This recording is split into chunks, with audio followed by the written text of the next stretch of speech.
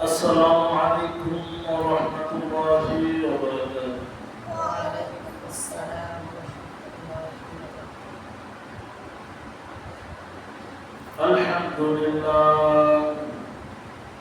الحمد لله نحمده ونستعينه ونستغفره ونؤمن به ونتوكل عليه ونعوذ بالله من شرور أنفسنا ومن سيئات أعمالنا. من يهده الله فلا مضل له ومن يضلل فلا هادي له ونشهد أن لا إله إلا الله وحده لا شريك له ونشهد أن سيدنا وحبيبنا مولانا محمدا عبده ورسوله أرسله بالحق بشيرا ونذيرا بين يدي الساعة. من يطع الله ورسوله فقد رشد ومن يعصهما فإنه لا يضر إلا نفسه ولا يضر الله شيئا. أعوذ بالله من الشيطان الرجيم. ولا تقربوا الزنا إنه كان فاحشة ومقتا. وقال رسول الله صلى الله عليه وسلم البكر بالبكر جلد المئة ونفي السنة أو كما قال عليه الصلاة والسلام. আমরা সকলে যদি পড়ি আল্লাহুম্মা সাল্লি আলা মুহাম্মাদ ওয়া আলা আলি মুহাম্মাদ কামা সাল্লাইতা আলা ইব্রাহিম ওয়া আলা আলি ইব্রাহিম ইন্নাকা হামিদুম মাজিদ. اللهم بارك على محمد وعلى آل محمد كما باركت على إبراهيم وعلى آل إبراهيم إنك حميد مجيد. الحمد لله. আল্লাহ পাকের দরবারে লাখো কোটি শুকর সুজুদ যে মহান আল্লাহ পাক আমাদেরকে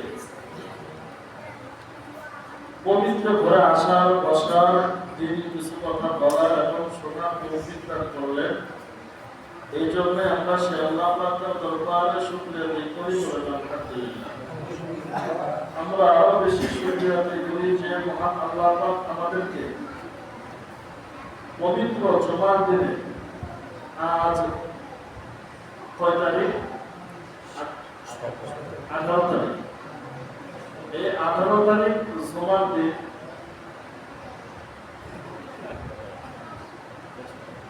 সেপ্টেম্বর 18 তারিখ।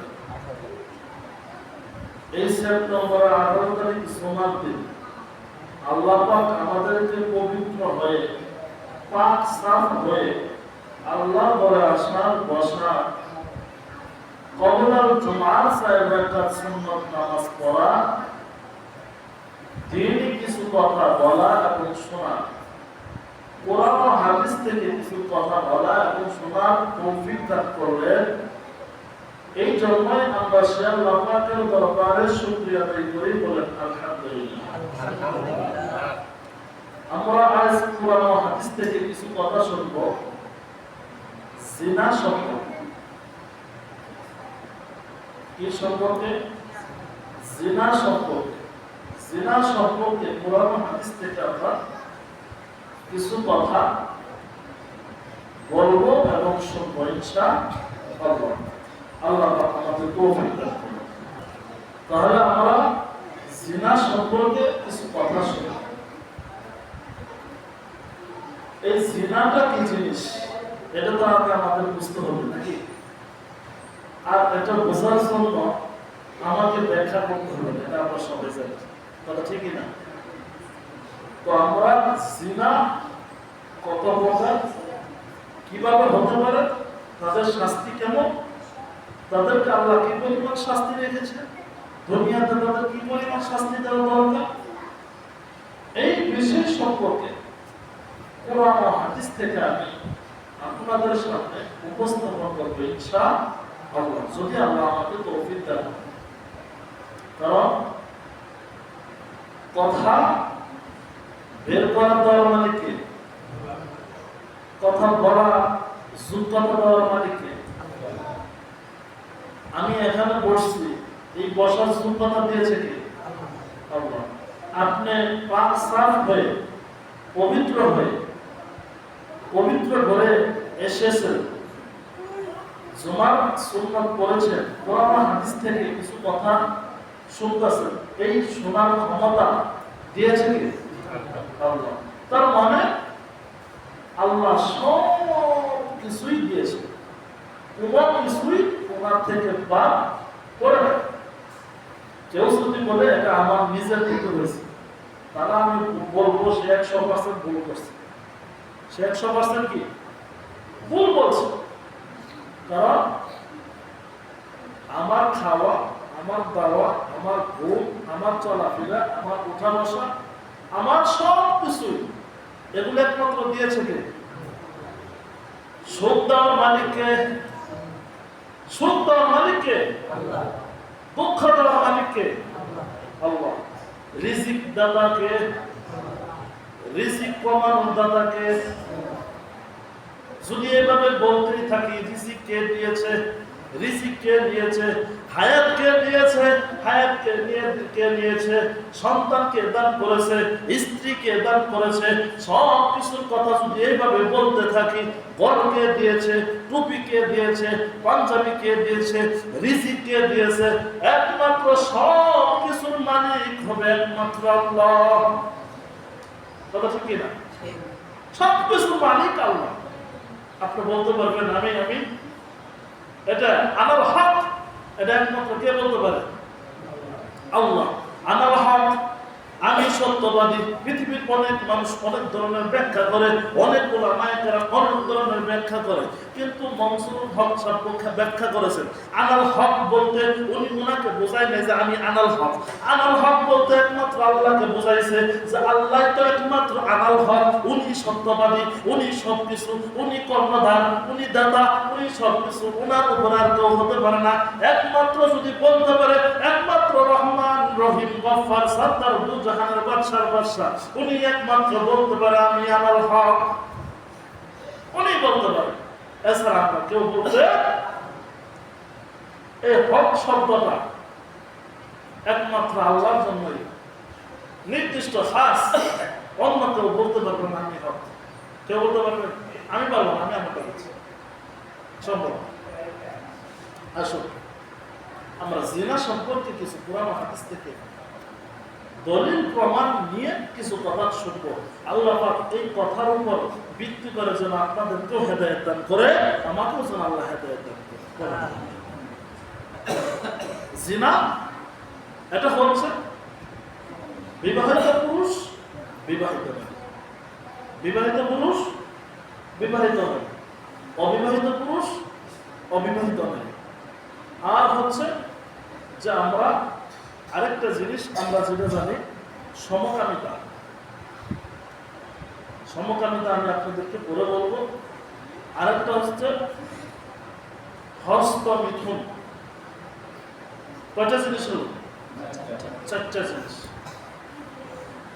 আমরা স্বাভাবিকভাবে চার জিনিসের মাধ্যমে জিনায় লিপ্ত হয়। তারপরে তো আরো অনেক জিনা আছে, চোখের জিনা, হাতের জিনা, অন্তরের জিনা, এগুলো তো আছে। কিন্তু প্রকাশ্য জিনা কয়টা? চারটা। একটা হলো বিবাহিত নারী, বিবাহিত পুরুষ, অবিবাহিত নারী, অবিবাহিত পুরুষ, আরেকটা হচ্ছে সমকামিতা, আরেকটা হচ্ছে হস্তমিথুন। আসলে আমরা কোরআন হাদিস থেকে ইনশাআল্লাহ আল্লাহ যদি তৌফিক দান করে বিষয়ভাবে আমরা শুনবো ইনশাআল্লাহ। জিনার বিষয়ে আপনারা জানেন রাসূল করিম সাল্লাল্লাহু আলাইহি ওয়াসাল্লাম অন্যান্য যারা সাহাবী ছিলেন তারা এই জিনা সম্পর্কে অনেক তাকিদ দিয়েছে এবং এখনো বর্তমানে আমরা জানি যে সৌদি আরবে যদি জিনা করে কি করে আপনারা জানেন? হত্যা, কতল কি করে? হত্যা করে, কতল ডাইরেক্ট হত্যা, কোনো কি নাই, সাথ নাই, যদি ধরা পড়ে। আল্লাহ রাসূল সাল্লাল্লাহু আলাইহি ওয়াসাল্লাম বলেন, আল্লাহ রাসূল সাল্লাল্লাহু আলাইহি ওয়াসাল্লাম বলেন, আল বিক্রি বিল বিক্রি জালদা মিআতিন ওয়া নাফিউ সানাতিন, যে এমন একটা জিনা কাজ, বিবাহিত পুরুষ বিবাহিত নারী, আল্লাহ রাসূল সাল্লাল্লাহু আলাইহি ওয়াসাল্লাম বলেন, যদি এরা জিনার ভিতরে লিপ্ত হয় তাহলে ওদের জন্য রাষ্ট্রীয়ভাবে এমনভাবে শাস্তি প্রকাশ করবে 100 বেতের আঘাত। কতগুলো? 100 বেতের আঘাত। আর তাদের জন্য নিজ বাসস্থান ত্যাগ করতে বলেছে, মানে বের করে দিতে বলেছে। এই বিষয় সম্পর্কে পবিত্র কোরআনে আল্লাহ পাক বলেছেন,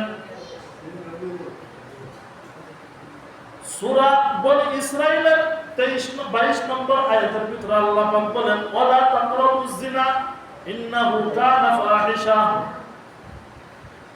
ওয়ালা তাকরাবুজ জিনা ইন্নাহু কানা ফাহিশা, তোমরা জিনা কাজ থেকে বিরত থাকো, কারণ জিনা কাজ এটা পাপাচার, অশ্লীলতা কাজ। আল্লাহ পাক আরেক আয়াতের ভিতরে বলেন, ওয়ালা তাকরাবুল ফাওয়াহিশা মা যাহারা মিনহা ওয়া মা বাতান, তোমরা পাপ কাজ থেকে বিরত থাকো, কেননা এই পাপ কাজ এটা জাহান্নামের জন্য যথেষ্ট। এই পাপ কাজ থেকে তোমরা অবশ্যই নিজেকে গুটিয়ে রাখবে, নিজেকে এই পাপ কাজ থেকে বিরত রাখবে। এইভাবে আল্লাহ তাআলা পবিত্র কোরআনে এইভাবে অনেকগুলো আয়াত নাযিল করেছে। সূরা নিসার ভিতরে আয়াত নাযিল করেছে, সূরা আনকাবুতের ভিতরে আয়াত নাযিল করেছে, সূরা বনী ইসরাঈলের ভিতরে করেছে, সূরা নূরের ভিতরে করেছে। সূরা নিসা 16 নম্বর আয়াতের ভিতরে আল্লাহ পাক জিনা সম্পর্কে বলেন, আয-যানি লা ইয়ানকিহু ইল্লা যানিয়াতান আও মুশরিকাহ হুররিমা যালিকা আলাল মুমিনিন। যারা নাকি জিনা করে, জিনাকারীদের জন্য তোমরা শাস্তি প্রদান করো, এমন ভাবে শাস্তি প্রদান করবে ওই শাস্তির কারণে যেন সমাজের ভিতরে আর কোনো অশ্লীলতা না হয়। আর যদি তারা তওবা করে তাহলে তোমরা তার থেকে তোমরা সকলে বিরত থাকো। এইভাবে আল্লাহ পাক অনেকগুলো আয়াত নাযিল করেছেন। আরেকটা আয়াত নাযিল করেছে আল্লাহ পাক সূরা নিসার 23 নম্বর আয়াতের ভিতরে আল্লাহ পাক বলেন, সূরা নিসার 23 নম্বর আয়াতের ভিতরে আল্লাহ পাক বলেন, তাদের সাথে তোমাদের বিবাহ করার বন্ধনাবদ্ধ হওয়া জায়েজ, তাদের সাথে জায়েজ নয়। আল্লাহ পাক বলেন, হুররিমাত আলাইকুমুল মাইতাতু ওয়াদ-দামু ওয়া লাহমুল খিনজির ওয়া মা উহিল্লা বিহি লিগাইরিল্লাহ। এই আয়াতের ভিতরে আল্লাহ পাক 7 ধরনের মানুষকে, 7 শ্রেণীর লোককে বিবাহ বন্ধনে নাজায়েজ বলেছেন, হারাম বলেছেন। আর তার সাথে হলো দুধ মা, দুধের ভিতরেও স্বাদ, এটার ভিতরেও স্বাদ।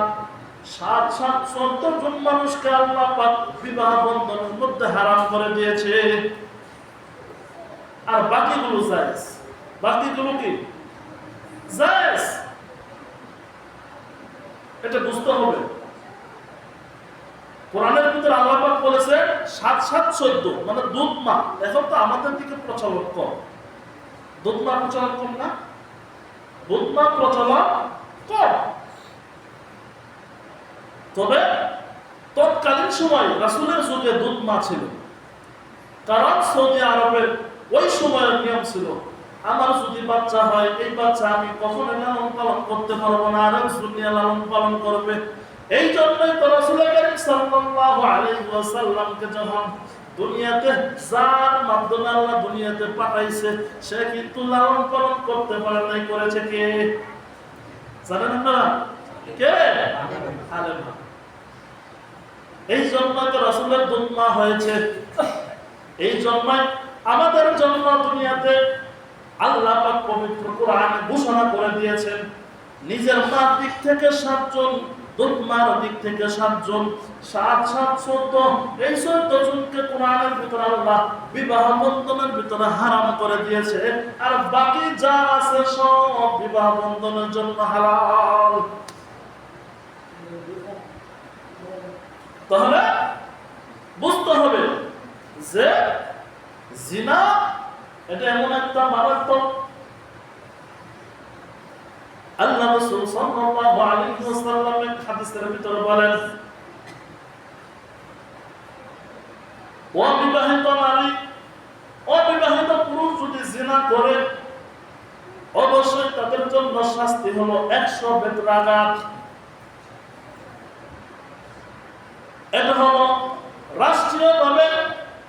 রাষ্ট্রীয়ভাবে হলো তাদেরকে 100 বেত্রাঘাত করতে হবে। আর যদি সামাজিকভাবে সমাজের চেয়ারম্যান, মেম্বার এবং গণ্যমান্য ব্যক্তি, গ্রামের বড় যিনি আলেম, বড় মুফতি সাহেব, ওনার মাধ্যমে যদি বিচারের জন্য জিনাকারীকে 39টা বেত্রাঘাত করবে, কয়টা? 39টা বেত্রাঘাত করবে এবং তাকে জুতার মালা পরাবে, এমন ভাবে শাস্তি দিবে যেন সমাজের ভিতরে আর এরকম কোন যেন ঘটনা না ঘটে। এটা কার কথা? আল্লাহ রাসূল সাল্লাল্লাহু আলাইহি ওয়াসাল্লামের। তো আসল জিনার প্রথম তবকা, 1 নম্বর তবকা হলো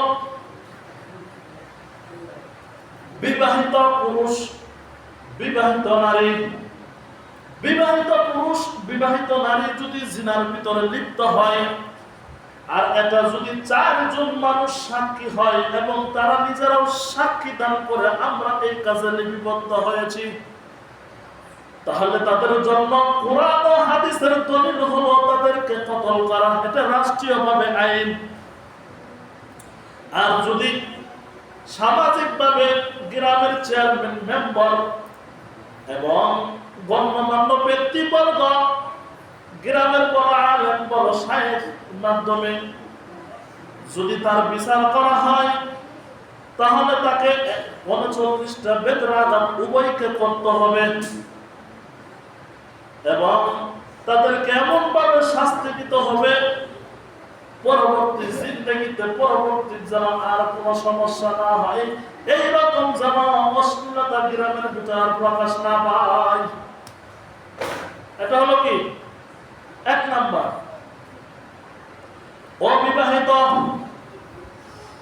অবিবাহিত পুরুষ, অবিবাহিত নারী, এরা যদি জিনার ভিতরে লিপ্ত হয়, 4 জন মানুষ যদি সাক্ষী প্রদান করে এবং তারা নিজেরাও স্বীকৃতি দেয় আমরা এই কাজের ভিতরে লিপ্ত হয়েছি, তাহলে রাষ্ট্রীয়ভাবে তাদেরকে 100 বেত্রাঘাত করতে হবে। এটা হলো রাষ্ট্রীয়ভাবে। আর যদি গ্রামের মেম্বার, চেয়ারম্যান, গণ্যমান্য ব্যক্তিবর্গ এবং মুফতি, মুহাদ্দিস একসাথে বসে যদি তাদের বিচার করে এই জায়গার ভিতরে আল্লাহ রাসূল আল্লাহ নিজেও বলেছেন 39টা বেদরা আঘাত। কয়টা? 39টা বেদরা আঘাত করতে হবে, এমন ভাবে তাদেরকে শাস্তি দিতে হবে পরবর্তী যেন এই ধরনের অশ্লীলতা সমাজের ভিতরে, এই ধরনের জিনার কাজ যেন আর কোনোদিন না হয়।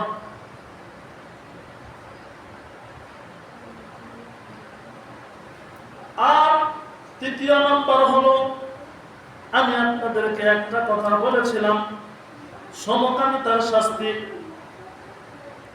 সমকামিতা হলো এমন একটা জিনিস যেটা একটা পুরুষ আরেকটা পুরুষের সাথে সমকামিতা করে।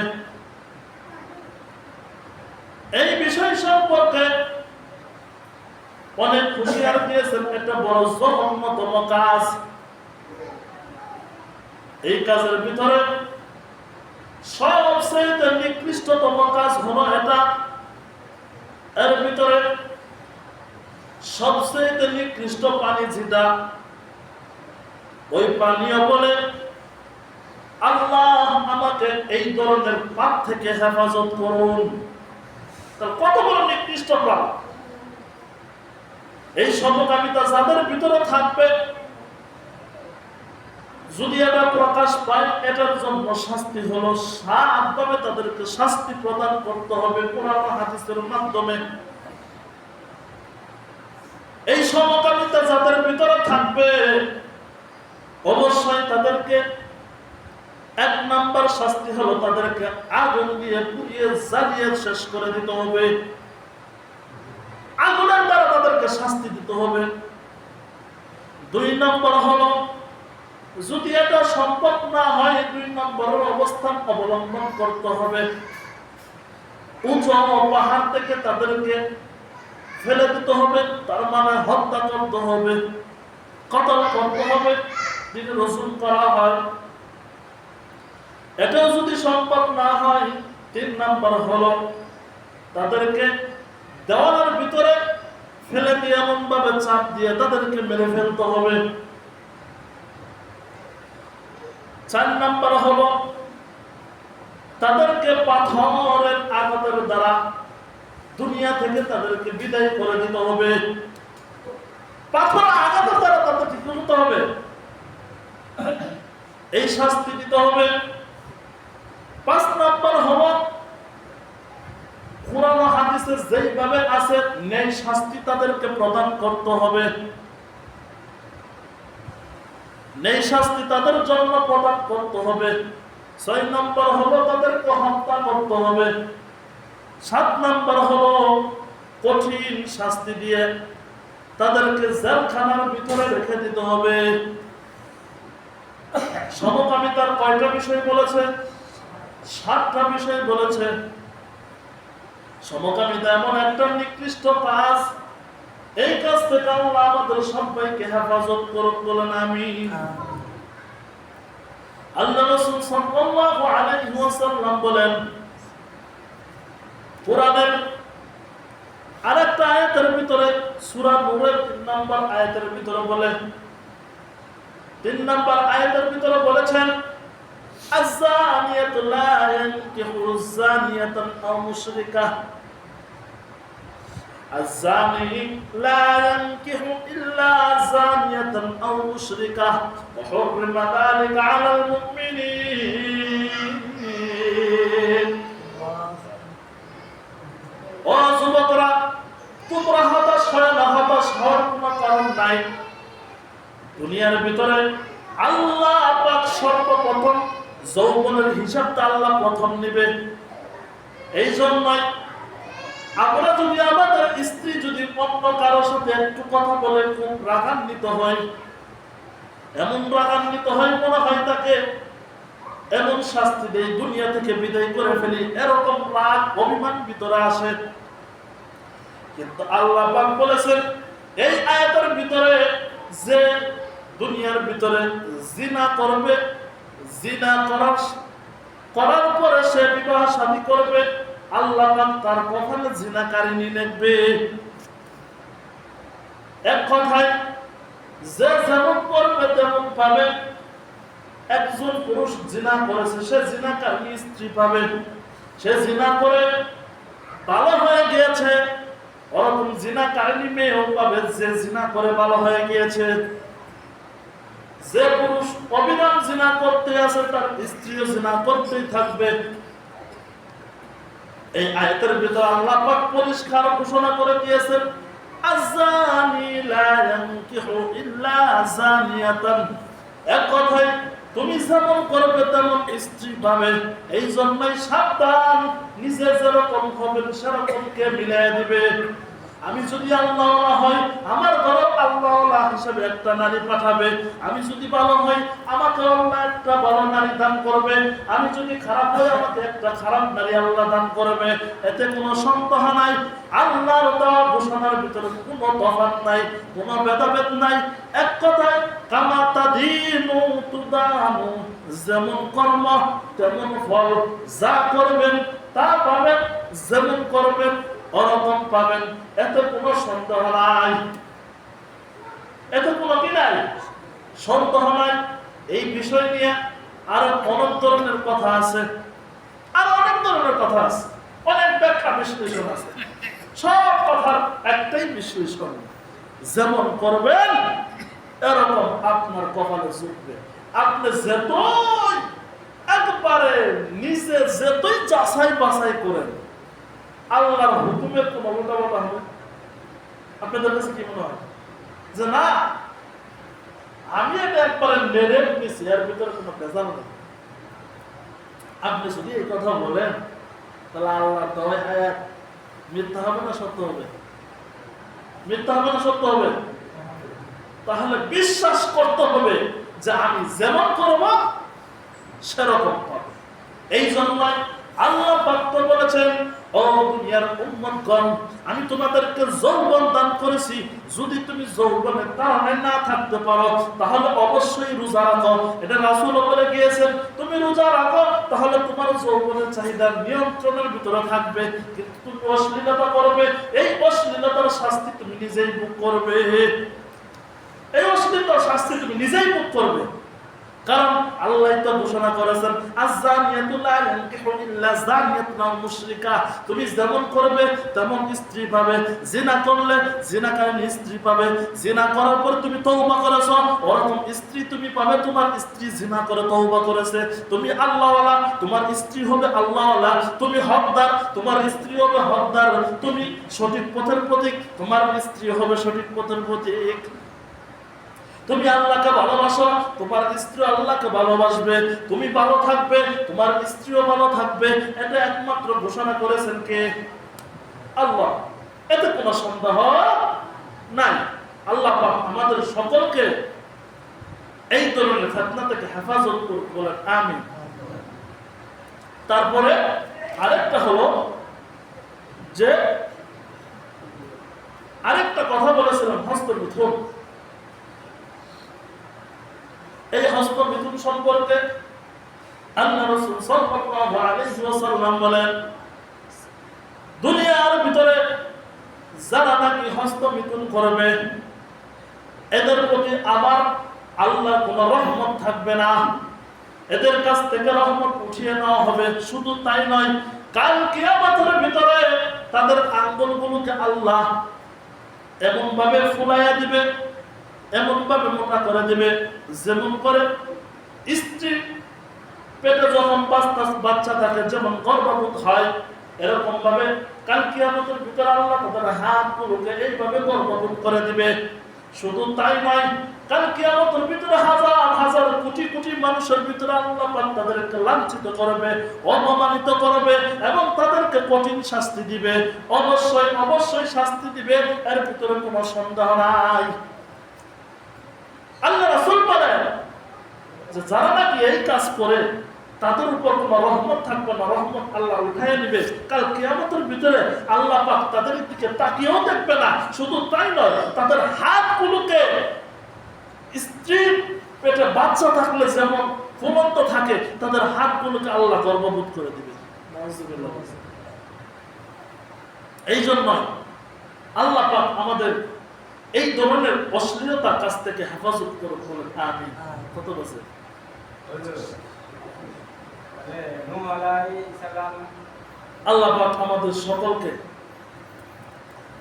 এই ধরনের কাজ থেকে বেঁচে থাকার হেফাজত করুক, বলেন আমিন। এক নম্বর কাজ হলো বিবাহিত পুরুষ বিবাহিত নারী এই ধরনের ফিতনা ফাসাদ থেকে আল্লাহ আমাদেরকে হেফাজত করুক। দুই নম্বর হলো অবিবাহিত পুরুষ অবিবাহিত নারী এই থেকে ফিতনা ফাসাদ থেকে আল্লাহ আমাদেরকে হেফাজত করুক। তিন নম্বর হলো সমকামিতা, সমকামিতা থেকে আল্লাহ আমাদেরকে হেফাজত করুক। এই সমকামিতা এটা কঠিন, একটা নিকৃষ্ট প্রাণীও বলছে যে এই নিকৃষ্ট থেকে আল্লাহ আমাকে হেফাজত করুক। চিন্তা করে দেখেন, মানে সবচেয়ে নিকৃষ্ট একটা প্রাণী। এই নিকৃষ্ট প্রাণী কি করে এই বান্দাদের জন্য যে আল্লাহ এই নিকৃষ্ট থেকে আমাকে হেফাজত করুক। আরেকটা হলো হস্তমিথুন, এই হস্তমিথুন থেকে আল্লাহ আমাদেরকে হেফাজত করুক। কারণ কাল কিয়ামতের ভিতর দুনিয়াতেও রহমত থাকবে না, কাল কিয়ামতেও আল্লাহ আমাদের দিকে তাকাবে না এবং আমাদের হাতগুলোকে গর্ভবতী বানায় দিবে। হাজার হাজার কোটি কোটি মানুষ সবাই দেখবে অপমানিত আর লাঞ্ছিত। এইগুলো থেকে আল্লাহ পাক আমাদের সকলকে হেফাজত করুক, বলেন আমিন। ওয়া আখিরু দাওয়ানা আলহামদুলিল্লাহি রাব্বিল আলামিন। যারা সুন্নাত পড়বে তাদের জন্য